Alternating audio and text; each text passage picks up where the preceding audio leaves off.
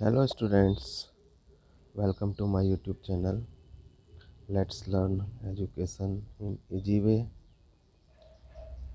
आप सब लोग कैसे हैं? मैं उम्मीद करता हूँ आप सब लोग अच्छे होंगे और आप सबकी आपकी परीक्षाओं की तैयारी अच्छी चल रही होगी। आज के वीडियो में हम सब लोग एक नए टॉपिक के बारे में अध्ययन करेंगे जिसका नाम है मूल प्रवृत्ति। मूल प्रवृत्ति क्या है, इसकी क्या विशेषताएं हैं, ये टॉपिक बहुत महत्वपूर्ण है। विभिन्न प्रतियोगी परीक्षाओं में इस पर प्रश्न हमेशा पूछे जाते रहे हैं, आगे भी पूछे जाने की संभावना है। अतः आप सभी से अनुरोध है कि इस वीडियो को अंत तक देखें, जिससे आप इससे संबंधित प्रश्नों को परीक्षाओं में सही ढंग से हल कर सकें। मूल प्रवृत्ति को इंग्लिश में हम लोग इंस्टिंक्ट बोलते हैं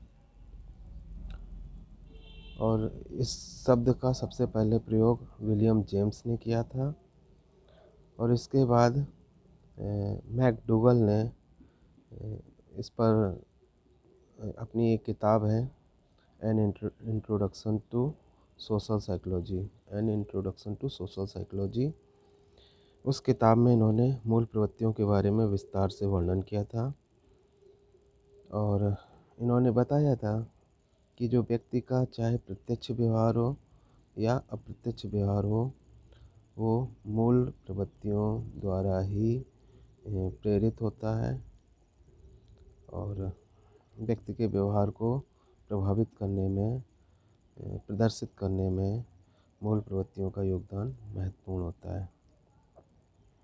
हम लोगों ने एक शब्द और पढ़ा था कि जो शैशवावस्था होती है उसमें जो बच्चों का जो व्यवहार होता है वो मूल प्रत्यात्मक होता है, यानी इंस्टिंक्टिव बिहेवियर्स हो करते हैं। तो तुम्हें ये समझ में आना चाहिए बच्चों कि मूल प्रवृत्ति क्या है और मूल प्रत्यात्मक व्यवहार क्या है। अगर इस शब्द का अर्थ आप लोग समझ लेंगे तो इससे संबंधित प्रश्नों के उत्तर सही ढंग से दे पाने में आप समर्थ होंगे। तो शुरू करते हैं, मूल प्रवृत्ति क्या है। तो मूल प्रवृत्ति को एक आंतरिक बल के रूप में या आंतरिक शक्ति के रूप में परिभाषित किया जाता है, जो व्यक्ति को किसी खास परिस्थिति में किसी खास ढंग से रिएक्ट करने के लिए या क्रिया करने के लिए प्रेरित करती है। और मूल प्रवृत्ति किसी आवश्यकता के समय या किसी उद्देश्य को ध्यान में रख करके व्यक्ति मूल प्रवृत्ति के कारण ही किसी खास ढंग से क्रिया करने के लिए प्रेरित होता है और किसी खास परिस्थिति में किसी खास ढंग से ही व्यवहार प्रदर्शित करता है। यानी व्यक्ति जो भी काम करता है वो मूल प्रवृत्ति से प्रेरित होकर करता है और मूल प्रवृत्ति जन्मजात होती है। मूल प्रवृत्ति जन्म से ही उपस्थित होती है और सभी प्राणियों में पाई जाती है। और इसके अलावा इसके द्वारा जो व्यवहार किया जाता है मूल प्रवृत्ति से प्रेरित होकर के, उस व्यवहार को सीखने की ज़रूरत नहीं होती है, वो व्यवहार प्राणी अपने आप प्रदर्शित करता है। तो मूल प्रत्यात्मक व्यवहार को सीखने की ज़रूरत नहीं होती है, ये हमने जाना और ये सभी प्राणियों में पाया जाता है, हमने ये भी जाना। तो इसी के कारण ऐसा होता है कि बचपन में बच्चे भूख लगने पर अपने आप रोकर चिल्लाकर अपना जो व्यवहार प्रदर्शित करते हैं भूख को शांत करने के लिए या भोजन को मांगने के लिए, तो ऐसा व्यवहार मूल प्रत्यात्मक व्यवहार कहलाता है। ठीक है, तो मूल प्रत्यात्मक जो व्यवहार है वो हमने जान लिया है कि एक हर प्राणी में पाई जाने वाली आंतरिक शक्ति है या आंतरिक बल है, जो व्यक्ति को किसी उद्देश्य की प्राप्ति के लिए या लक्ष्य की प्राप्ति के लिए या आवश्यकता की पूर्ति के लिए किसी खास ढंग से क्रिया प्रदर्शित करने के लिए प्रेरित करती है।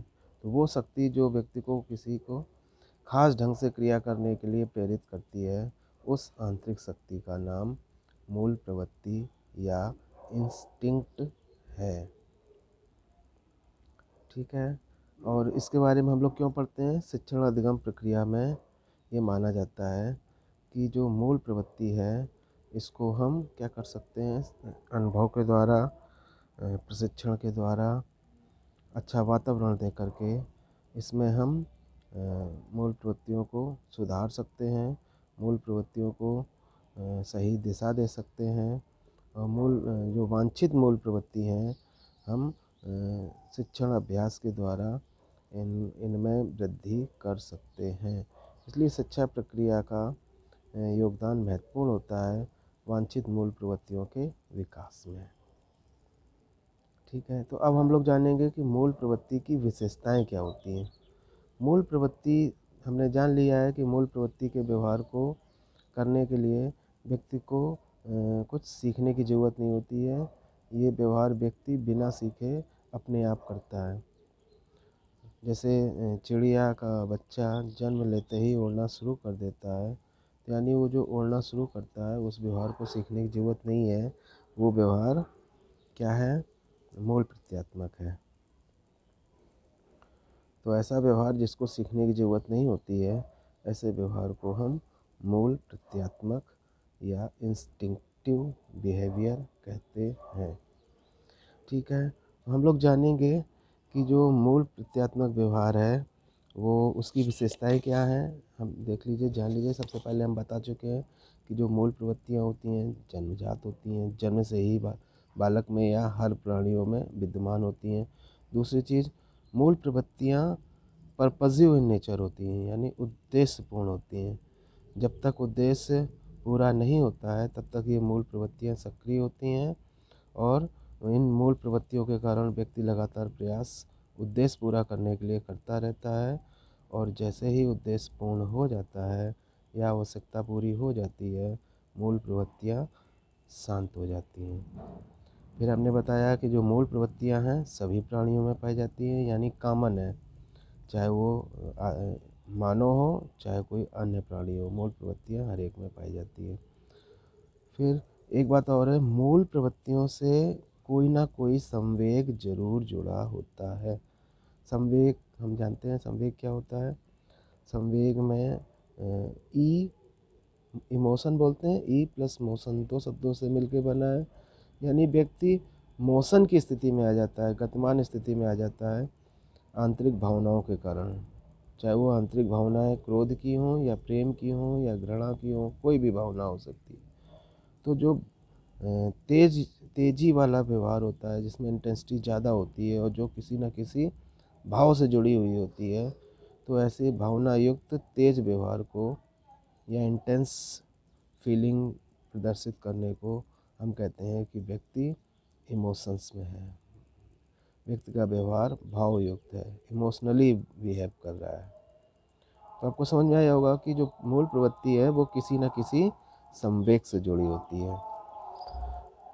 फिर इसके बाद मूल प्रवृत्तियों में परिवर्तन संभव होता है। मूल प्रवृत्तियों में परिवर्तन किया जा सकता है, यानी मूल प्रवृत्तियों को हम सुख दुख का अनुभव दे करके, यानी अच्छी मूल प्रवृत्तियों को हम बढ़ावा दे सकते हैं, पुरस्कार दे करके या प्रशंसा करके हम बढ़ावा दे सकते हैं। और जो अवांछित मूल प्रवृत्ति हैं उनको हम खट्टे अनुभव दे करके या निंदा करके या डरा करके हम अवांछित मूल प्रवृत्तियों को बढ़ने से रोक भी सकते हैं। यानी मूल प्रवृत्तियों में समय के साथ परिवर्तन किया जा सकता है। मूल प्रवृत्तियों को हम सही दिशा दे सकते हैं। मूल प्रवृत्तियों को हम सही दिशा में सही मूल प्रवृत्तियों को हम अच्छा वातावरण, अच्छी शिक्षा, अच्छे अनुभव दे करके हम सुधार सकते हैं। और इसके अलावा मूल प्रवृत्तियों में क्या होता है, शोधन भी संभव है। मूल प्रवृत्तियों में शोधन संभव है, मूल प्रवृत्तियों में मार्गांतरीकरण संभव है, मूल प्रवृत्ति में परमार्जन संभव। परमार्जन मतलब सही रूप में भी हम सामने ला सकते हैं। अगर कोई अवांछित मूल प्रवृत्ति है तो शिक्षा प्रक्रिया के द्वारा हम अवांछित को बालक के व्यवहार के द्वारा हम वांछित ढंग से प्रदर्शित करवाने में समर्थ हो सकते हैं। ठीक है, तो मूल प्रवृत्तियाँ एक अन्य विशेषता है, असमान होती है। मतलब हर प्राणी में इसकी मात्रा अलग अलग होती है और सभी प्राणियों में एक समान नहीं होती है। और मूल प्रवृत्ति प्राणियों में अलग अलग आयु में अलग अलग मात्रा में विद्यमान होती है। बचपन में शैशवावस्था में बालकों का अपनी मूल प्रवृत्तियों पर कोई भी नियंत्रण नहीं होता है, इसलिए वो पूरी तरीके से आवश्यकता से प्रभावित होकर के अपने व्यवहार को प्रदर्शित करते हैं। चाहे वो भूख हो, प्यास हो, नींद हो, ऐसे व्यवहार को वो अपनी आवश्यकता को पूरा करने के लिए ही व्यवहार प्रदर्शित करते हैं। रोते हैं, चिल्लाते हैं, हाथ पैर पटकते हैं। तो इसीलिए कहा जाता है शैशवावस्था में जो बच्चों का व्यवहार होता है, शिशु का व्यवहार होता है, पूरी तरीके से मूल प्रत्यात्मक या इंस्टिंक्टिव बिहेवियर होता है। तो हमने बता दिया मूल प्रवृत्तियों में परिवर्तन हो सकता है। मूल प्रवृत्तियों में कोई ना कोई, हर एक मूल प्रवृत्ति से कोई ना कोई संवेग जुड़ा होता है। मूल प्रवृत्तियों को दबाया भी जा सकता है, डर के माध्यम से या भय के माध्यम से, या व्यक्ति इसको थोड़े समय के लिए दबा भी सकता है। लेकिन मूल प्रवृत्ति को नष्ट नहीं किया जा सकता। ये बात ध्यान रखने की, मूल प्रवृत्तियों को नष्ट नहीं किया जा सकता है। इसको हम दबा सकते हैं, इसको हम विरोधी विचारधारा के द्वारा हम मतलब कोई अवांछित मूल प्रवृत्ति है तो उसको हम भय के कारण हम इसको बहुत बार बड़ी उम्र में दबाने में समर्थ हो जाते हैं। यानी मूल प्रवृत्तियों को दबाया जा सकता है, मूल प्रवृत्ति नष्ट नहीं की जा सकती हैं। मूल प्रवृत्ति कोई ना कोई संवेग से जुड़ी होती है। मूल प्रवृत्ति में परिवर्तन संभव होता है। मूल प्रवृत्ति हर प्राणी में असमान मात्रा में होती है और हर आयु में इनकी मात्रा में परिवर्तन होता रहता है। और मूल प्रवृत्ति कोई ना कोई संवेग से जुड़ी होती है। मूल प्रवृत्ति में क्या होता है, हर मूल प्रवृत्ति जो संवेग से जुड़ी है उसके 3 पक्ष होते हैं। मूल प्रवृत्ति में 3 पक्ष जुड़े होते हैं, एक ज्ञानात्मक, एक भावात्मक, एक संवेगात्मक। ज्ञानात्मक को बोलते हैं कॉग्निटिव एस्पेक्ट, भावात्मक को बोलते हैं अफेक्टिव एस्पेक्ट और क्रियात्मक को बोलते हैं साइकोमोटर एस्पेक्ट। यानी मूल प्रवृत्तियों द्वारा जो व्यवहार होता है वो व्यक्ति के तीनों पक्षों से संबंधित होता है, ज्ञानात्मक, भावात्मक और क्रियात्मक। तो इसको हम ऐसे समझ सकते हैं। मैकडोगल ने कुल 14 मूल प्रवृत्तियों के बारे में बताया था और 14 मूल प्रवृत्तियों के बारे में बताया था और 14 मूल प्रवृत्ति से संबंधित क्वेश्चन पूछे जाते हैं कि किस मूल प्रवृत्ति से कौन सा संवेग जुड़ा हुआ है। तो सबसे पहले हम मूल प्रवृत्त्यात्मक व्यवहार के बारे में समझेंगे कि ये कैसा होता है। जैसे एक समझ लो, एक मूल प्रवृत्ति है जिसको बोलते हैं पलायन, इसको इंग्लिश में कहते हैं स्केप। तो स्केप में सबसे पहले तो व्यक्ति पलायन कब करता है, जब व्यक्ति को पता चलता है कि उसके सामने कोई ऐसी चीज़ है जो डरावनी है या भयानक है। यानी व्यक्ति को जैसे ही डरावनी चीज़ का संज्ञान होता है, उसके नोटिस में आता है, तो व्यक्ति का व्यवहार कैसा होता है, संवेगात्मक पक्ष में, यानी व्यक्ति में भय उत्पन्न हो जाता है जिसको बोलते हैं फियर। और उस भय के कारण व्यक्ति क्या करता है, उस स्थान से हटने का प्रयास करता है, वो तेज़ी से हट जाता है। यानी किसी भी मूल प्रत्यात्मक व्यवहार में व्यवहार के तीनों पक्ष शामिल होते हैं, ज्ञानात्मक, भावात्मक और क्रियात्मक। समझ में आया। सबसे पहले तो क्या होगा, व्यक्ति का दिमाग कुछ नोटिस करेगा, किसी चीज़ का संज्ञान लेगा, फिर उससे संबंधित व्यक्ति में भाव उत्पन्न होते हैं और उस भाव से संबंधित व्यक्ति क्रिया करने के लिए मजबूर हो जाता है क्रियात्मक पक्ष के द्वारा। यानी व्यक्ति में के व्यवहार में मूल प्रवृत्ति से जुड़े हुए व्यवहार में तीनों ही पक्ष शामिल होते हैं, ज्ञानात्मक, भावात्मक और क्रियात्मक, जिसको बोलते हैं साइकोमोटर। एक और है, जैसे एक मूल प्रवृत्ति है जिसको बोलते हैं युयुत्सा, जिसको इंग्लिश में कहते हैं कॉम्बैट। कॉम्बैट क्या होता है? कॉम्बैट क्रोध के संवेग के कारण उत्पन्न होता है। क्रोध, एंगर। एंगर हमें क्यों आता है? जब हमें ये संज्ञान होता है कि हमारी कोई निंदा कर रहा है या हमें कोई नुकसान पहुंचाना चाहता है। तो हम जब ये नोटिस कर लेते हैं कि कोई हमें नुकसान पहुंचाना चाहता है या हमारी कोई निंदा कर रहा है या कोई हमारी आवश्यकता पूर्ति के मार्ग में बाधक है, तो हमारे मन में क्या बोलते हैं, पहले तो इस चीज़ का संज्ञान होता है, कॉग्निटिव एस्पेक्ट जागृत होता है। फिर इसके बाद हमारे अंदर भाव आता है क्रोध का, और उस क्रोध के भाव में जब हम जान लेते हैं कि कोई हमें निंदा पहुंचाने की कोशिश कर रहा है, तो उसके बाद हमारे मन में क्रोध का भाव आता है, एंगर का भाव आता है, संवेग आता है, और उसके कारण हम किसी खास तरीके का व्यवहार, यानी हम लड़ने झगड़ने के लिए उतारू हो जाते हैं, या हमें गुस्सा आ जाता है, तेज़ गुस्सा आ जाता है।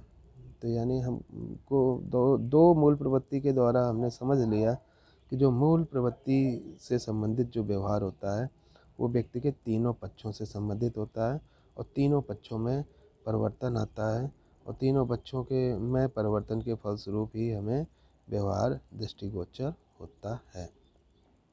ठीक है। एक और आखिरी चीज़ है इससे संबंधित, मूल प्रवृत्ति से संबंधित, कि जो 14 व्यवहार मैकडूगल ने बताए हैं, 14 मूल प्रवृत्ति बताई हैं, तो वो 14 मूल प्रवृत्ति कौन से हैं और उससे जुड़े संवेग कौन से हैं। तो इसको समझ लीजिए कि जैसे एक पहला हम बता चुके हैं, जो मूल प्रवृत्ति है जिसको बोलते हैं पलायन, उससे जुड़ा संवेग है भय। पलायन, भय, एस्केप, फियर। दूसरा है युयुत्सा, जिसको बोलते हैं कॉम्बैट और क्रोध। युयुत्सा, क्रोध, कॉम्बैट, क्रोध। फिर इसके बाद निवृत्ति, निवृत्ति को बोलते हैं रिपल्सन। ये जुड़ा है किससे? घृणा से। घृणा मतलब डिस्ट्रेस या डिस्गस्ट, डिस्गस्ट बोलते हैं घृणा को। फिर इसके बाद क्या है? संतान कामना, जिसको बोलते हैं पेरेंटल, और ये किससे जुड़ा हुआ है? वात्सल्य से, टेंडरनेस। फिर इसके बाद है शरणागति, जिसको बोलते हैं अपील, और ये किस संवेग से जुड़ा है? करुणा, जिसको बोलते हैं डिस्ट्रेस। डिस्गस्ट मतलब घृणा, और डिस्ट्रेस मतलब करुणा। फिर एक है काम वृत्ति, जिसको बोलते हैं सेक्स, और ये किससे जुड़ा हुआ है? कामुकता, लस्ट से जुड़ा हुआ है। जिज्ञासा, क्यूरियोसिटी, ये किससे जुड़ा हुआ है? आश्चर्य से, यानी आश्चर्य संवेग से जिज्ञासा मूल प्रवृत्ति जुड़ी हुई है। दैन्य, दैन्य को बोलते हैं सबमिशन। सबमिशन किससे जुड़ा हुआ है? आत्महीनता, जिसको बोलते हैं नेगेटिव सेल्फ फीलिंग, आत्महीनता। फिर गौरव किससे जुड़ा हुआ है? आत्माभिमान, आत्म अभिमान, इसको बोलते हैं सेल्फ, इसको क्या बोलेंगे? असर्शन, या इसको बोलेंगे पॉजिटिव सेल्फ फीलिंग। आत्माभिमान को बोलते हैं पॉजिटिव सेल्फ फीलिंग। और सामूहिकता किससे जुड़ी हुई है? एकाकीपन से। भोजनान्वेषण यानी फूड सीकिंग किससे जुड़ी हुई है? भूख से। संग्रहण किससे जुड़ी हुई है? स्वामित्व से, यानी एक्विजिशन जुड़ी हुई है, ओनरशिप से। रचनात्मकता जुड़ी हुई है कृति भाव यानी क्रिएशन से जुड़ी हुई है। और हास किससे जुड़ा हुआ है? आमोद से, एम्यूजमेंट, लाफर, एम्यूजमेंट। हास मूल प्रवृत्ति है और एम्यूजमेंट आमोद संवेग है। तो ये इससे संबंधित क्वेश्चन आते हैं। 14 मूल प्रवृत्ति हैं जो मैकडूगल ने बताई हैं। आपको ये रटना है कि कौन सी मूल प्रवृत्ति किस संवेग से जुड़ी है। तो इसको आप याद कर लेंगे। इससे संबंधित क्वेश्चन हर साल परीक्षाओं में पूछे जाते हैं। कोई ऐसा साल नहीं होता है जिसमें मूल प्रवृत्ति और उसके संवेग से संबंधित प्रश्न ना पूछे जाते हों। उम्मीद है आज का प्रयास आपको समझ में आया होगा। और इसको अन्य छात्रों को भी शेयर करें। मेरे चैनल को सब्सक्राइब कर लें ताकि नए नए वीडियो आपको आपके टॉपिक से संबंधित समय से मिलते रहें। और कमेंट करके बताएं आपको मेरा प्रयास कितना पसंद आया। धन्यवाद।